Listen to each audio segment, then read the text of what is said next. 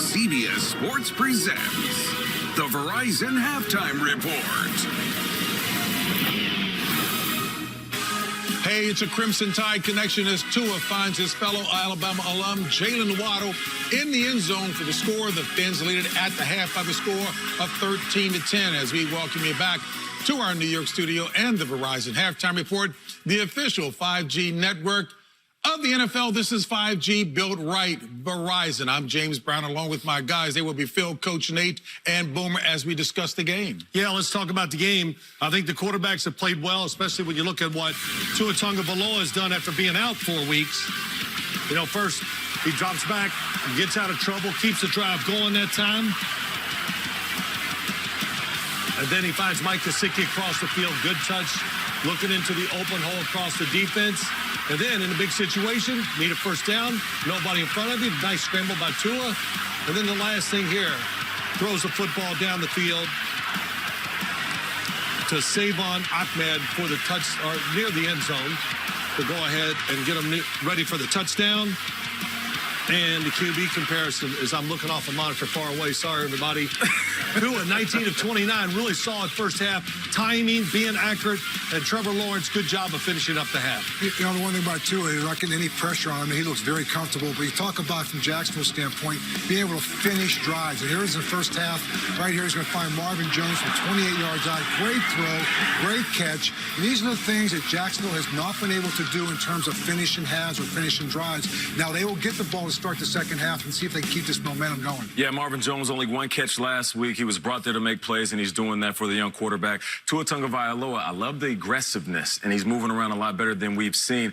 You know, it's almost like he's playing like his job depends on it. It does. And it actually does. Yes, it does. I think it is a make-or-break year for him in these last 12 games here, assuming that he makes it through them. If he plays like this, then they have their starting quarterback moving forward. If he kind of falters here and, you know, somewhere along the line makes a mistake like he did towards the end of one of those drives where they had to settle for a field goal, those are the things that make you wonder whether or not he's the long-term solution for the Miami Dolphins. All right, Boomer. And coming up later today, the NFL on CBS comes your way with another doubleheader that's beginning with early afternoon action featuring the Chiefs trying to right the ship after a tough loss. That's when they take on the Washington football team, and a marquee matchup between the Chargers and the Ravens. Later, Dak Prescott and the Cowboys hit the road. That for a battle with Belichick and the Patriots, and we'll get you set for kickoff right here with the NFL today. Coming up next right here on CBS. You talk about the L.A. Chargers. I think when you talk about that matchup, it's a classic matchup with two great quarterbacks. We all talk about Lamar Jackson and Justin Herbert.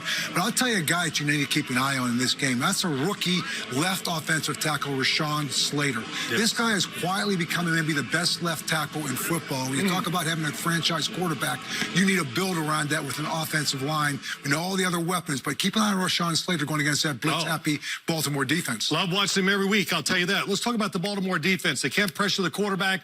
Do you blitz the Los Angeles Chargers? Absolutely not. I don't think so. Play back there. Dare them to run the football. You're good at stopping the run, the Baltimore defense is. And if you single up Keenan Allen or Mike Williams outside, I'm telling you, Justin Herbert, the best sideline thrower in the NFL, will go after you. Yeah, maybe Patrick Mahomes has something to say about that, and he's up against Washington, which they have struggled to get to the quarterback. They're ranked 24 in sacks, the 24th in sacks, and then they're 28th pass defense. So you know that the Kansas City Chiefs, they're going to work on those little things that they found inconsistency in throughout the season. There's a lot to unpack with the Chiefs. Their defense is terrible. They're making some changes at the linebacker position. But Patrick Mahomes and the offense has turned the ball over 11 times. They're tied with Jacksonville this year, and you can feel the pressure is building on the Chiefs, and they're trying to force the issue offensively, hence all the turnovers. If they stay away from that, they'll put up 30 on this defense, and they'll win going away. Man, Boomer, when he was grading Tua, I'm glad he wasn't my teacher. Man, I'd be failing a lot of class. Tough on him, The Phil. Verizon Halftime Report continues. CBS Sports presents the Verizon Halftime Report, the official 5G network of the NFL. This is 5G built right. Verizon. Brought to you by Verizon, the official 5G network of the NFL. This is 5G built right. Verizon. And welcome back to the Verizon Halftime Report. Performing the halftime show for the fans in London are the winners of both the Brit and Mobo Awards, the multi-platinum selling band, Rudimental. No one said it's true. I can feel the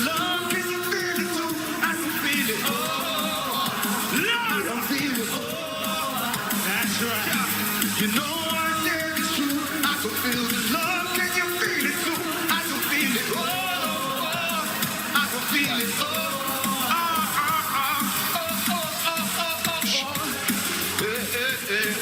And clearly that was purely rudimentary.